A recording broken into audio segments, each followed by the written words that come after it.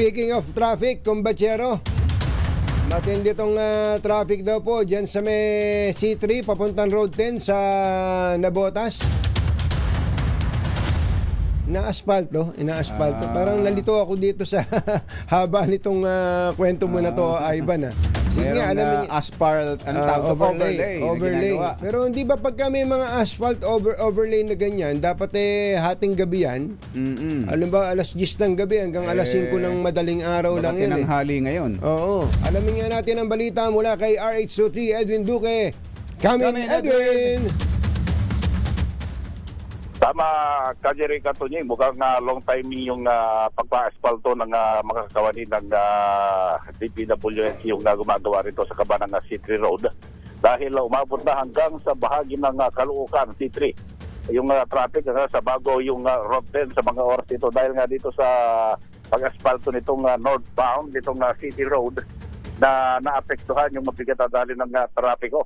Kanina ay unti-unti nang inaalis ng mga nagtatrabaho dahil mula pa ata kasi ng madaling araw ay ginagawa nila to at hanggang sa mga oras ito. Pero ayon doon sa mga ilang na motorista, dapat na may oras yung pagtatrabaho nito dahil yung mga bumibiyahe na galing ng bahagi ng Cabanaba patungo ng Maynila ay dito dumadaan dahil in-expect na nila na itong lugar na ito ay maluwag. Pero sa mga oras ito ay medyo mabigat yung daloy ng trapiko sa mga dumadaan at ang naapektuhan dito yung galing ng Caloocan kapag galing ka ng Quezon City, dito ka sisurkan sa 5th Avenue tapos diretso ka sa C3, ito yung pinakamaluwag pero sa mga oras ito yung pinakamabigat na daloy ng trapiko pagamat naman nagbabando pero yung mga inilagay kasing mga plastic barrier medyo nakaka-apekto sa mga dumadaan pero ito lang. Sariwa pa ba yung asfalto? Medyo sariwa pa yung iba pero yung kagabi pa na umpisahan ay natataanan na pero meron kasi nakalagay na yung orange na cone, ano? Oo.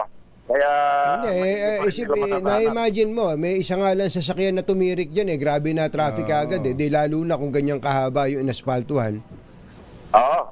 Tukod yung mga dumadaan at kailangan kung yung mga dumadaan dito sa may northbound ng C3 kapag galing ka ng 5th Avenue sa Rizal Avenue patungo ka ng Road 10, umiwas na lamang. Pwedeng dumaan sa bahagi ng kakanan ka sa Lapu-Lapu, sa boundary ng Malabon at Labutas, at dulusot ka doon sa pinaka bahagi ng Lungos. Iyan, pwede ka ng lumos uli patungo ng Road 10 sa may Sipo Road sa bahagi ng Labutas.